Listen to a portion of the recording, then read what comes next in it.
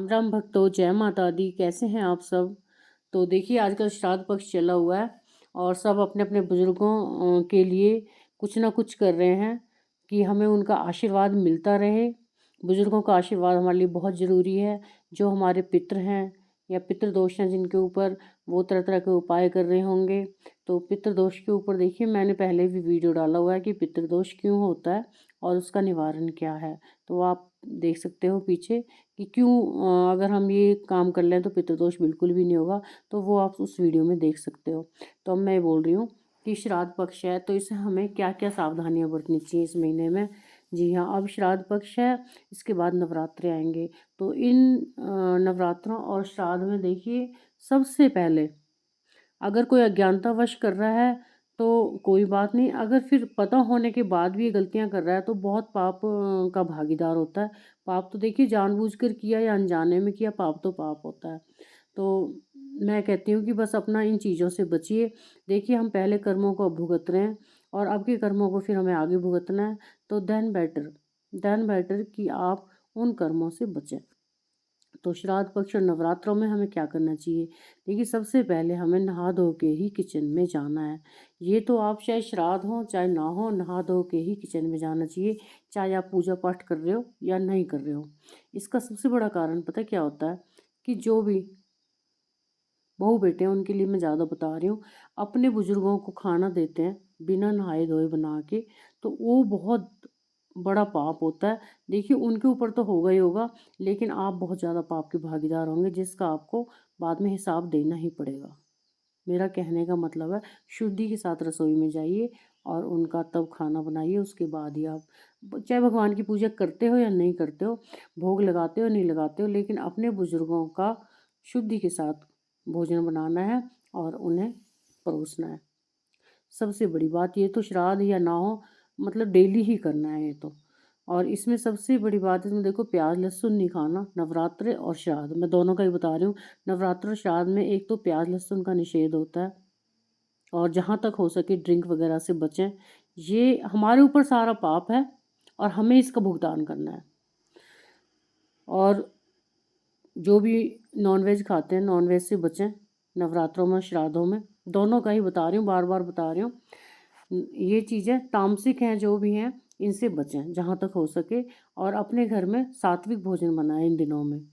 और सबसे बड़ी बात ये है कि पहले अपने बुजुर्गों को भोग लगाएं, उसके बाद ही खाएं। अगर आप श्राद्ध नहीं भी मनाते हो तो उनके नाम की थाली या उनके गाय को रोटी दे दो। उनके अपने हाथ से गाय को थोड़ा सा मीठा रख के उसमें गुड़ डाल दो या घी या शक्कर डाल दो, जो भी, उनको गाय को दो, रोटी दे दो।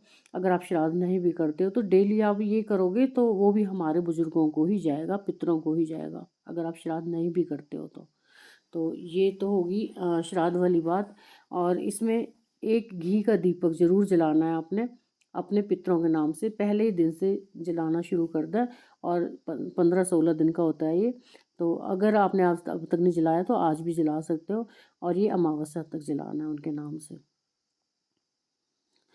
और सबसे बड़ी बात इसमें क्या है? देखिए, पति पत्नी इसमें थोड़ा दूरी बनाए रखें नवरात्रों में, श्राद्धों में। ये बहुत ज़रूरी है, बहुत ज़रूरी है ये। नहीं तो सारी मलिनता आपके ऊपर आएगी। बहुत बड़े दोषी होंगे आप अगर इन चीज़ों का आप परहेज़ नहीं करते हैं तो कहने का मतलब, गृहस्थ आश्रम से थोड़ा दूर रहें नवरात्रों में और श्राद्धों में। ये हो गया। और नवरात्रों में तो पूजा करते ही हैं आप सब। तो ये चीज़ें जो हैं, ये तामसिक भोजन को छोड़ो, तामसिक रहना छोड़ो। जो भी हम तामसिक, मतलब कुछ भी तामसिक कर रहे हैं। तामसिक का मतलब ये है कि हम मीट अंडा शराब वगैरह का सेवन कर रहे हैं, प्याज लहसुन का कर रहे हैं। ये सब छोड़ दीजिए नवरात्रों में और श्राद्धों में। क्योंकि हम यहाँ तो बुजुर्ग हैं, उसके बाद फिर माता रानी का आगमन हो जाता है। तो ये चीज़ें हमें बिल्कुल भी नहीं करनी है और जितना हो सके इनका परहेज करें। और हो सके भूमि शयन तो मैं नहीं बोलूँगी कि भूमि शयन करना, पर हाँ, दूरी बनाए ज़रूर रखें पति पत्नी आपस में। तो ये बहुत ज़रूरी है। ये पाप पुण्य सारा हमारे ऊपर है और बुजुर्गों के ऊपर नहीं है। वो तो बेचारे, उनको तो होगा ही होगा दोष, लेकिन सारा पाप पुण्य हमारे ऊपर आएगा कि हम गंदे हाथों से उन्हें खाना दे रहे हैं या उनके लिए जो भी, जैसा भी है, आप समझ रहे होंगे।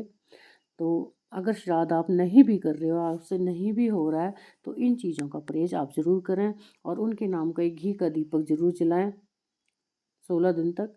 अगर अब तक नहीं जलाया है तो अभी शुरू कर दें और गाय को 2 रोटी ज़रूर दें, उसमें मीठा गुड़ चाहे शक्कर जो भी है थोड़ी-सी अपना दे आएँ, अगर श्राद्ध नहीं भी हो रहा है तो। तो ये बहुत ज़रूरी है। देखिए अगर पितरों का हमारे ऊपर आशीर्वाद रहा तो हम वैसे ही माला-माल हैं।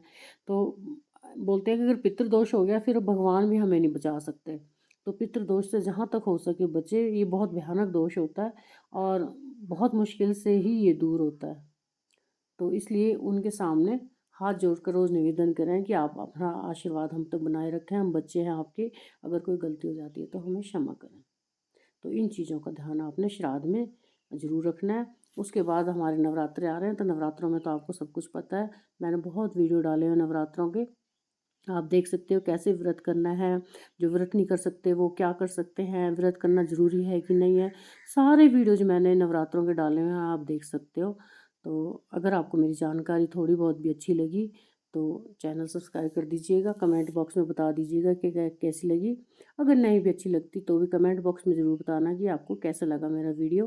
तो मिलते हैं नए वीडियो में नई जानकारी के साथ। तब तक जय श्री राम, जय माता दी।